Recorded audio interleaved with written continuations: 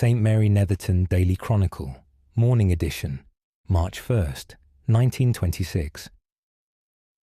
Good morning, gentle listeners. Edmund Pruitt greeting you on this Monday, as our village welcomes the first day of March, which also marks St. David's Day for those who honour the patron saint of Wales.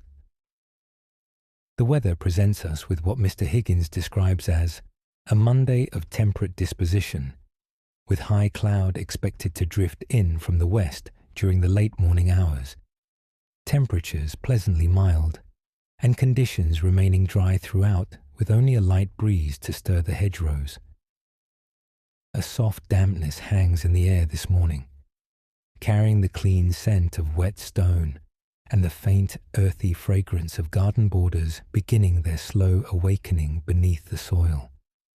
Those planning outdoor pursuits may proceed with confidence, though a light coat remains advisable for those who intend to linger at the market or stand about in conversation along the lanes.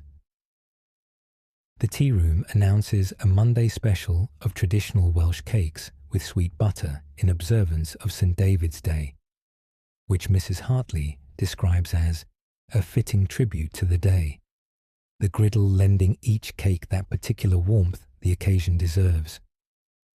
I must pause to note a temporary change to the tea room's familiar arrangements. Mrs. Hartley's sister in Hinton in the Hedges has taken ill, and Mrs. Hartley has arranged for Watson to stay with the household during her recovery, his companionship being of the sort that does a convalescent considerable good.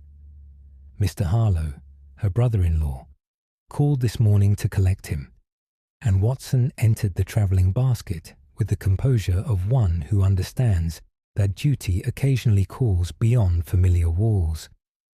The tea room continues its service, and regular patrons may take comfort in knowing that Watson's attentive nature is being put to such thoughtful use. Mrs. Barnes's leghorn hen presented this morning's egg at 20 minutes past 7, with what Mrs. Barnes characterises as a decisive contribution that leaves no doubt the bird considers herself ready to meet March on its own terms.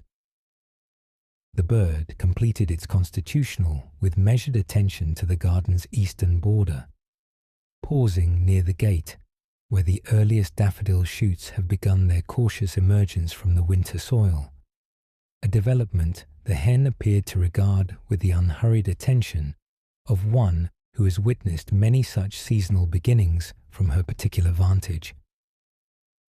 Today marks the final opportunity to contribute items to the Women's Institute time capsule. The collection remains open at the parish hall until close of business this evening, after which the tin box will be sealed in preparation for burial beneath the young oak at the eastern corner of the village green. Mrs. Hargrove expresses her gratitude for the enthusiastic response the endeavour has received, and notes that the accumulated contributions now represent a considerable cross-section of village life in 1926. Thursday brings the monthly folklore session to the Lending Library.